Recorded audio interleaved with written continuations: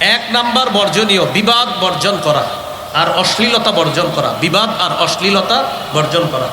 সহিহ বুখারীর বর্ণনা 1904 নম্বর হাদিস 1904। এই হাদিসের মধ্যে আছে রাসূলুল্লাহ সাল্লাল্লাহু আলাইহি সাল্লাম বলেন, ইযা কানা ইয়াউমু সাওমি আহাদিকুম ফালা ইয়ারফুস ওয়ালা ইয়াসখাব ওয়া ফি রিওয়ায়া ওয়ালা ইয়াজহাল। তোমাদের কেউ যখন রোজা রাখবা, রোজা রাখা অবস্থায় কেউ গালি দিবা না, উল্টাপাল্টা কথা বলবা না, মুখে কোনো অশ্লীল বাক্য আনবা না, অশ্লীল কর্ম করবা না।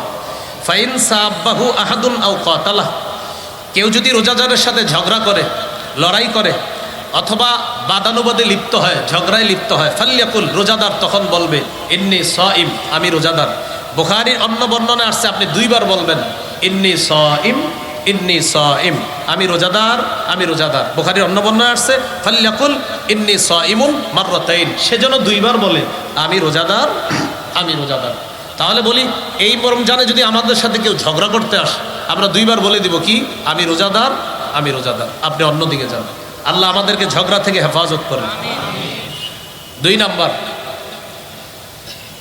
অনর্থক কথাবার্তা বর্জন করা। অনর্থক কথাবার্তা মানে দরকার নাই, শুধু শুধু অনর্থক কথাবার্তা বর্জন করা। সহিহ বুখারীর বর্ণনা 2477 নম্বর হাদিস, রাসূলুল্লাহ সাল্লাল্লাহু আলাইহি সাল্লাম বলেন, ইন্নাল্লাহা কারিহা লাকুম সালাসা, আল্লাহ তোমাদের জন্য 3টি বিষয় অপছন্দ করেছে। প্রিয় মুসলমান ভাইয়ারা, আল্লাহ আমাদের জন্য কয়টি বিষয় অপছন্দ করেছেন? তিলা ওয়াকাল, 1 নাম্বার অনর্থক কথাবার্তা আল্লাহ অপছন্দ করেছেন।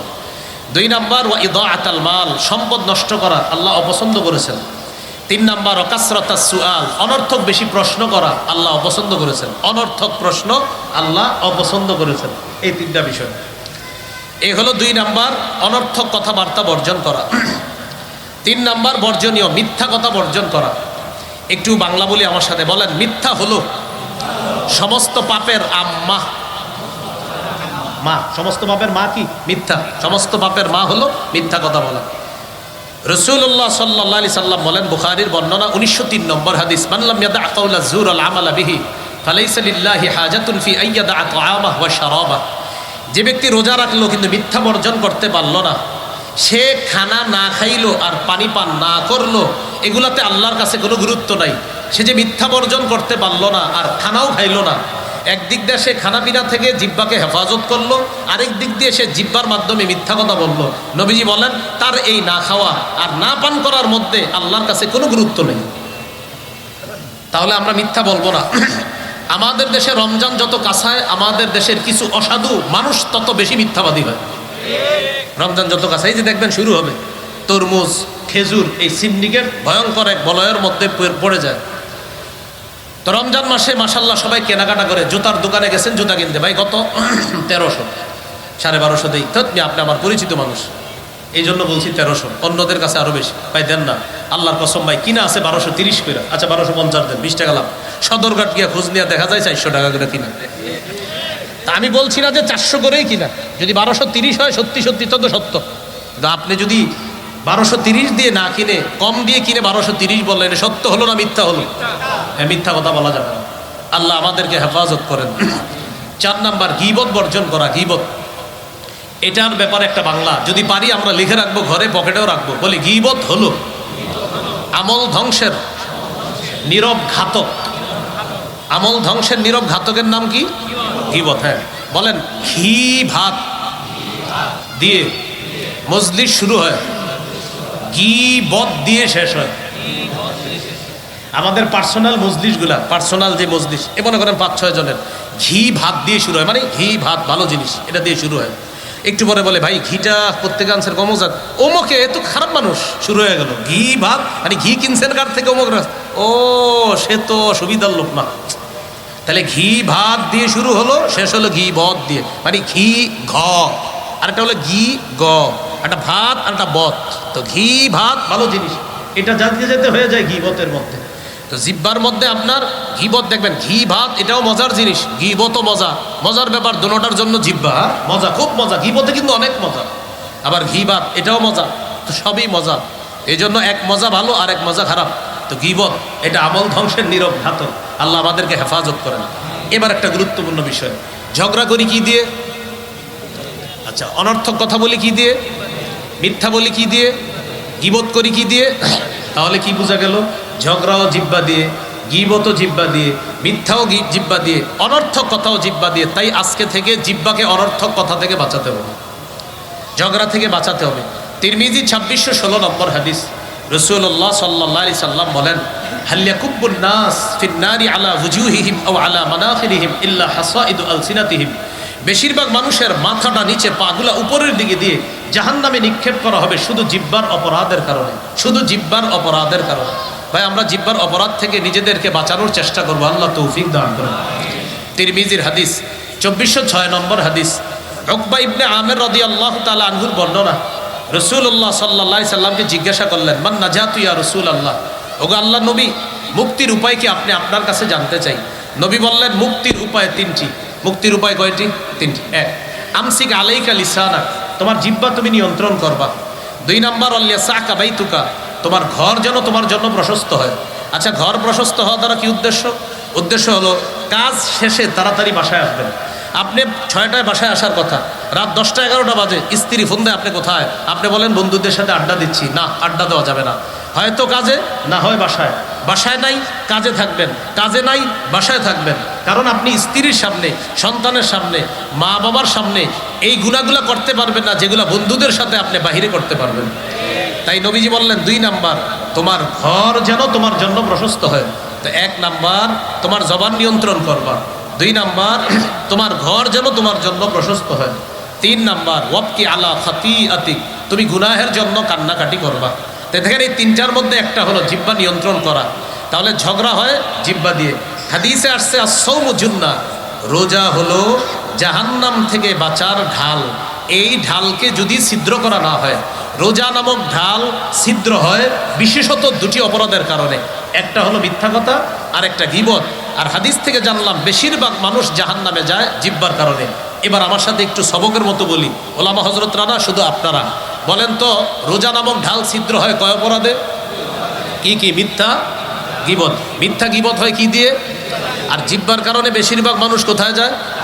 জাহান্নামে যায়। এই জন্য আমরা জিহ্বাটাকে নিয়ন্ত্রণ করব, আল্লাহ তৌফিক দান করেন। তিরমিজির হাদিস 2410 নম্বর হাদিস, রাসূলুল্লাহ সাল্লাল্লাহু আলাইহি সাল্লামের সাহাবী সুফিয়ান রাদিয়াল্লাহু তাআলা নবীজিকে জিজ্ঞাসা করলেন, মা আখওয়াফু মা তাখাফু আলাইয়া ইয়া রাসূলুল্লাহ, হুজুর আমার ব্যাপারে সবচেয়ে বিপজ্জনক বিষয় কোনটা মনে করেন? আখাদা বিলিসানি নাফসি, নবী নিজের জিহ্বা মুবারক ধরে বললেন, হাদা, এটা এটা এটা আমি তোমার জন্য সবচেয়ে বিপজ্জনক মনে করি এটা। এই জন্য ভাই জিহ্বা বড় ভয়ঙ্কর জিনিস। এটা এমন ভয়ঙ্কর যে এক কথায় সাজানো সংসার তছনছ হয়ে যায়, এক কথায় সব কিছু উলট পালট হয়ে গেল, এমন ঘটনা আমাদের দেশেও কিন্তু ঘটছে। তো এই জন্য আপনার জিহ্বাকে নিয়ন্ত্রণ করা, আল্লাহ হেফাজত করেন।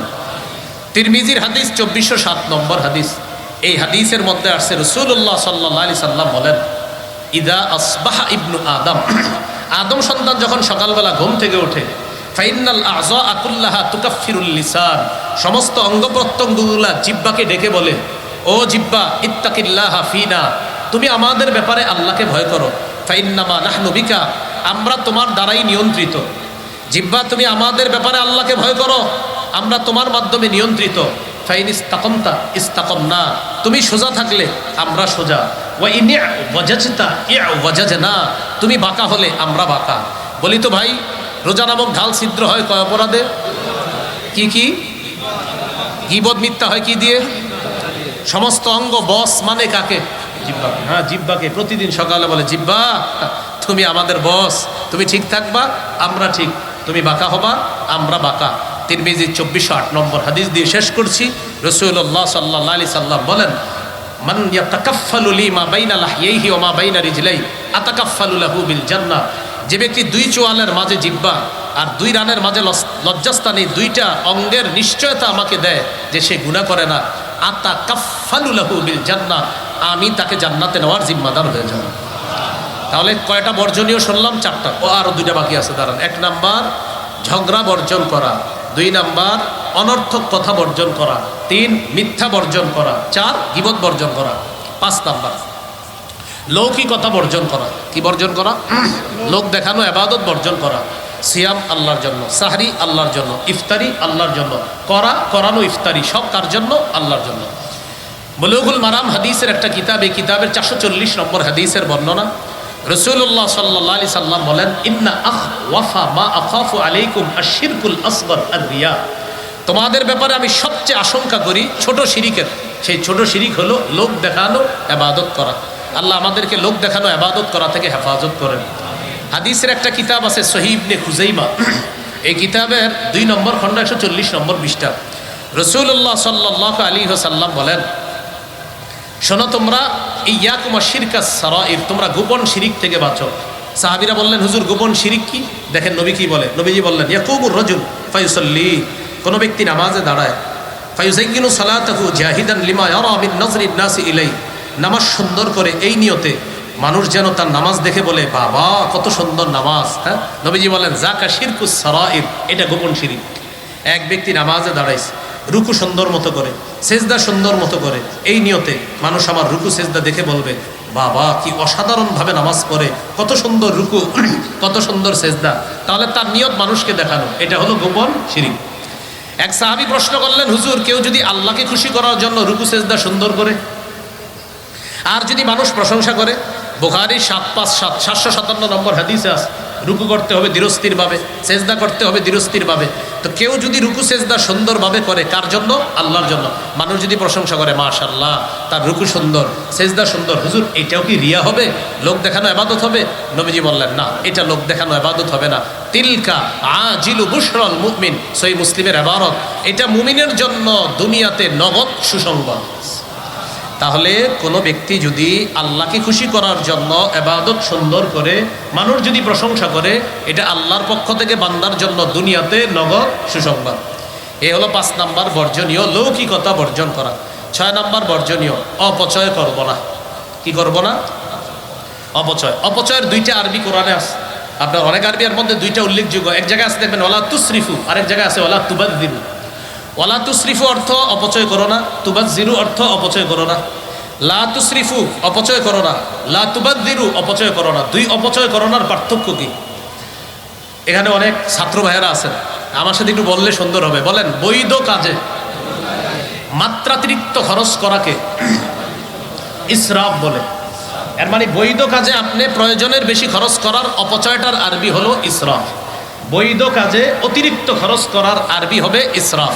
অর্থাৎ বৈধ কাজে আপনি অপচয় করতেছেন, এটার আরবি কি হবে? ইসরাফ। এবার বলেন, অবৈধ কাজে কম বেশি খরচ করাকে তাবযির বলা হয়। মানে অবৈধ কাজে কম খরচ করেন, বেশি খরচ করেন, এটাই অপচয়, আর এটার আরবি হলো তাবযির। এই জন্য কোরআনে যেখানে আছে ওয়ালা তুবাযযির তাবযিরা, এটা মানে অবৈধ খরচ করবা না, এটা অপচয়। আর দেখবেন কোরআনে আছে কুলু, খাও, ওয়াশরাবু, পান করো, ওয়ালা তুসরিফু, তো খাওয়া তো ভালো জিনিস, পান করা ভালো জিনিস, আল্লাহ বলছে ওয়ালা তুসরিফু, অতিরিক্ত খাও না। মানে আর আমাদের রোজাদারের, রমজান মাসে রোজাদাররা দলিল দেয়, আল্লাহ নাকি বলছে বেশি খাইতে বেশি পান করতে রমজানে, আল্লাহ জানি কথা কই পাইছে, তখন সাথে সাথে বলে আল্লাহ নাকি বলছে কুলু ওয়াশরাবু, খালি খাওয়ার পান করো। এটা বইলে কি বলে? মাগরিবের জামাতে যায় না, আপনার ইফতারি করতে করতে মাগরিবের জামাতে যায় না। ভাই, আল্লাহর এক বিধান পালন করতে গিয়ে আরেক বিধানে যেন শিথিলতা না আসে। মনে রাখবো, আমার ইফতার যেন মাগরিবের জামাত ছুটার কারণ না হয়, আমার ইফতার যেন মাগরিবের জামাত ছুটার কারণ না হয়। তো এখানে দেখেন আল্লাহ বলছে খাও, পান করো, ওয়ালা তুসরিফু, অপচয় করো না। এই অপচয় দেখেন, বৈধ কাজে অপচয়, আপনি খাইতে খাইতে গলা পর্যন্ত, আপনি কে কইছে এত খাইতে, এরকম, এইটা কিন্তু ঠিক না।